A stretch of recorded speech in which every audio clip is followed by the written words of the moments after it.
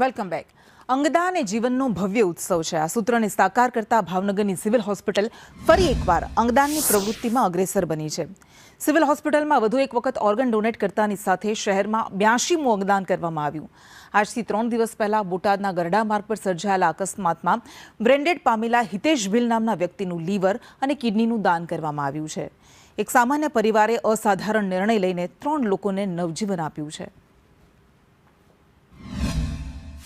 આજ વહેલી સવારે અમદાવાદથી આઈકેડીની ટીમ આવેલી લીવર અને કિડની લેવા માટે, અને આજરોજ એમના લીવર અને કિડની અમે ગ્રીન કોરિડોરની મદદથી પોલીસ અધિક્ષકની અમને સહકારથી એ કરી અને અમે ત્યાં કિડની હોસ્પિટલે આ 3 ઓર્ગન આજે પહોંચાડવાના છે, જેથી કરીને આ દર્દી 3 દર્દીઓને જીવતદાન આપશે. ભાવનગરમાં અત્યાર સુધીમાં ટોલ આ 82મું અંગદાન છે, ખાસ કરીને ભાવનગર સરટી હોસ્પિટલ. આ પ્રવૃત્તિ અમે 2008થી અહીંથી સ્ટાર્ટ કરી, એટલે 17 વર્ષમાં 82મું અંગદાન અમે કરી રહ્યા.